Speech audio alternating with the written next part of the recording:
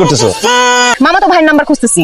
আমার মামাতো ভাই গত 5-6 বছর ধরে থাইল্যান্ডে আছে, তার নিজের 5 স্টার হোটেল আছে। থাইল্যান্ড আসলে যেন আমি তার সাথে যোগাযোগ করি, সে আমাদের রুমের ব্যবস্থা করে। তুমি তোমার মামা তো ভাইয়ের 5 স্টার হোটেলে থাকো, আমি দেখি কোনো সস্তা হোটেল বলে সেখানে যাবো, তুমি আমার পিছনে আসবা। শোনো জান, তাই বলছো? না না প্লিজ, আমি তোমার সাথে যাই। কেন, তোমার মামা তো ভাই আছে, তার 5 স্টার হোটেল আছে, যাও ওই হোটেলে যাও। জান, আত্মীয় স্বজনের আশেপাশে না থাকাই ভালো। চাপাবাজের বাচ্চা, চাপাবাজ। তোর কোন মামার 5 স্টার হোটেল আছে এখানে? হ্যাঁ, তোর তো একটা মামা, তার দর্জির দোকান, আর তোর মামা তো ভাই দর্জির দোকানের সামনে সবজি বিক্রি করে। পিছনে পিছনে আসবি না, খবরদার। জান, ভুলে গেছি। লাত্তি মারুম কিন্তু।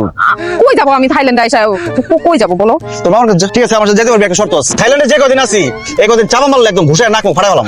আরে তুমি আমার জামাই তো যাবো আবার মারবো না। স্বীকার করে আচ্ছা পোস্ট। চুপচাপ বসো, আমি একটু ফ্রেশ হয়ে আসতেছি। আপনি কি বাংলাদেশী? ও মাই গড, রিয়েলি? দেশে যায় শান্তি নাই, বিদেশে এসে শান্তি নাই, যেখানে যাই সেইখানে মানুষ আমাকে চিনে ফেলতেছে। আপনি আমাকে চিনে ফেলছেন তাই না? আমার ব্লগ দেখছেন আপনি তাই না? আমার লাইভ দেখছেন, দেখে চলে আসেন আমার সাথে ছবি তুলতে। প্যারা নিন না, ছবি আমি তুলবো। আমার থাইল্যান্ডের সব ফ্যান্স এন্ড ফলোয়ার্সদের সাথে ছবি তুলবো। আপনি একটু ওয়েট করেন, হ্যাঁ আসতেছি আমি। সো ম্যাডাম, আপনি কি খাবেন? এই রেস্টুরেন্টের খাবার টু গুড, দামে কম মানে ভালো। আপনার কি মাথায় সমস্যা আছে? Just look at me.